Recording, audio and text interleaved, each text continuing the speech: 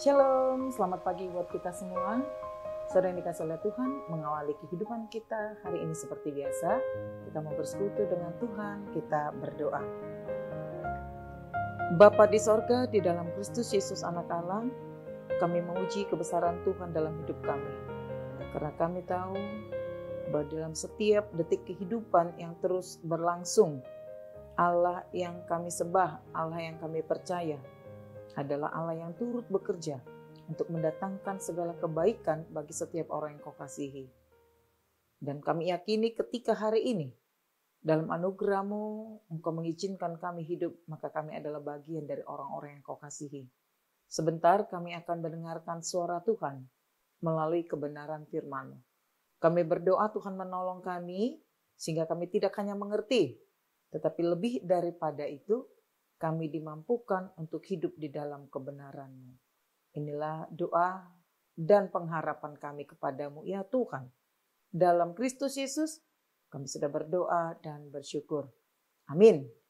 Saudara yang dikasih oleh Tuhan, firman Tuhan yang menjadi renungan buat kita hari ini Selasa, 11 Februari 2025, diambil dari Mazmur pasal yang ke-36, ayat yang ke-10, demikian firman Tuhan.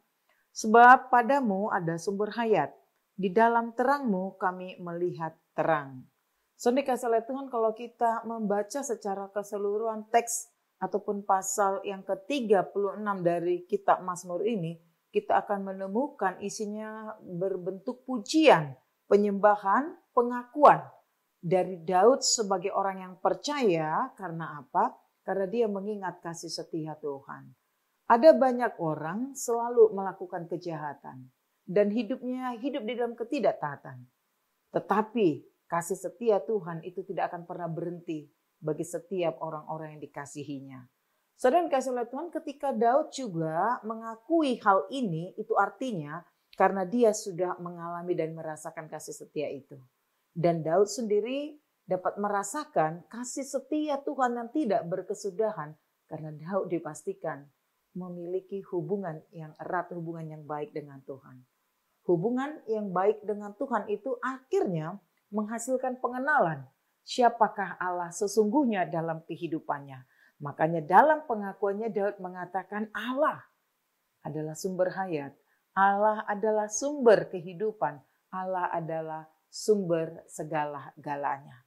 Saudara yang kasih oleh Tuhan, kita harus mengakui tidak akan pernah kita temukan kehidupan tanpa Tuhan. Sebab sumber kehidupan itu adalah Tuhan itu sendiri. Dan ketika berbicara tentang kehidupan, kita diajarkan bahwa kehidupan yang Tuhan cukupkan, kehidupan yang Tuhan berikan, tidak hanya kehidupan jasmani, tidak hanya kehidupan di dunia ini.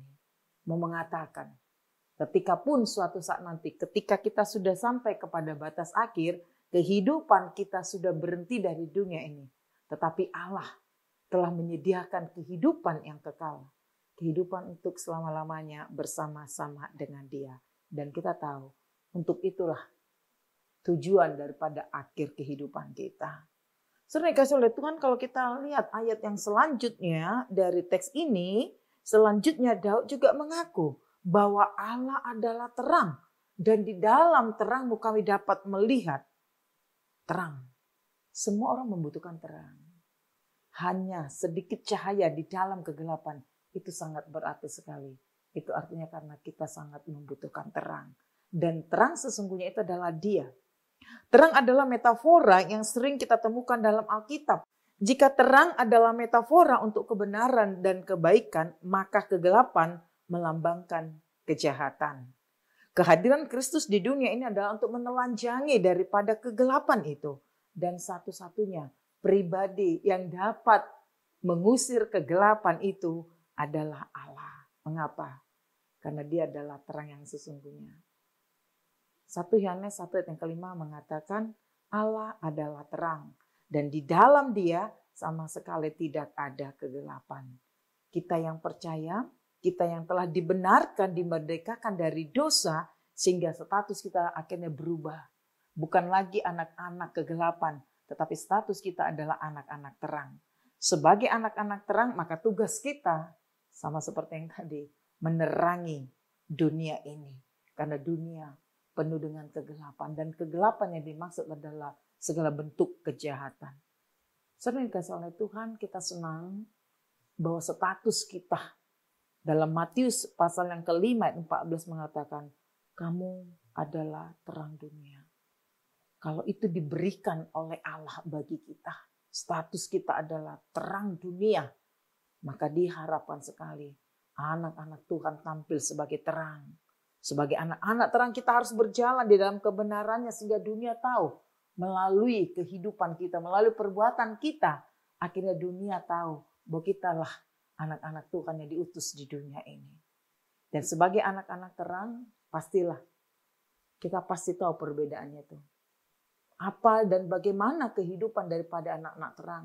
Dan bagaimana kehidupan tanda kutip anak-anak malam. Kehidupan anak-anak terang, hatinya, pikirannya, perkataannya, tindakannya, dan gaya hidupnya. Dipastikan dia berbeda. Karena apa? Sebab kita telah berpindah dari kegelapan kepada terangnya yang ajaib. Jangan kita katakan kita telah melihat terang di dalam Tuhan. Tetapi kita juga ketika mampu mengatakan kami telah melihat terang di dalam dirimu, maka di sana juga kita harus dimampukan untuk bertindak, membawa dan melakukan hidup sebagai terang. Mari kita tampil tidak hanya menerangi diri kita sendiri, tetapi kita juga harus tampil di dunia ini menerangi orang lain yang hidup di dalam kejahatan. Terang dapat dilihat tetapi tidak bisa ditimbang. Melalui kesaksian hidup anak-anak Tuhan dimanapun kita berada, orang akan dapat melihat bahwa kita adalah anak-anak Tuhan, anak-anak terang. Terang yang tetap terus menyala, terang itu tidak akan pernah padam, terang itu tidak akan pernah berhenti, karena di sana mengalir kuasa dan kekuatan sempurna di dalam diri setiap anak-anak Tuhan. Tuhan adalah sumber hayat. Tuhan adalah sumber kehidupan di dalam kehidupan kita yang terus menyinari setiap langkah kehidupan kita. Dan Tuhan juga lah yang akan memampukan kita untuk bisa menjadi terang atas dunia di dalam kegelapan ini. Selamat beraktivitas dan tetap semangat di dalam Tuhan. Kita berdoa. Bapa di sorga, di dalam Kristus Yesus anak Allah, kami mengucap syukur untuk kebenaran firman Tuhan yang sudah kami dengar pada pagi hari ini.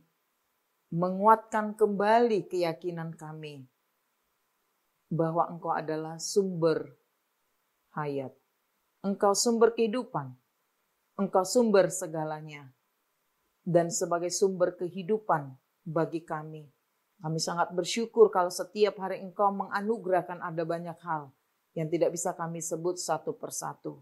Dan kami mengucap syukur selama Tuhan mengizinkan kami hidup di dunia ini, maka selama itu juga Tuhan pasti mencukupkan apa yang kami butuhkan. Tidak hanya kebutuhan jasmani, tetapi kebutuhan rohani kami, yaitu iman dan pengharapan kami tetap tertuju kepada Tuhan. Supaya kami tetap setia sampai akhir hidup kami. Dan kami bersyukur kehidupan yang Kau anugerahkan tidak hanya di dunia ini saja, tetapi kehidupan untuk selama-lamanya Engkau sudah berikan bagi kami.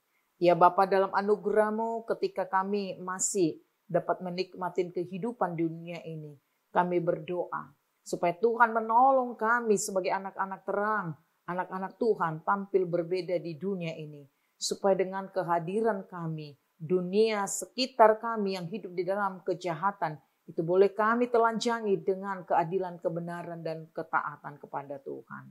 Bapa, terima kasih. Mampukanlah kami berjalan sesuai dengan kehendak-Mu, supaya lewat kehidupan kami hari ini, nama Tuhan dipermuliakan. Di dalam Kristus Yesus kami berdoa dan mengucap syukur.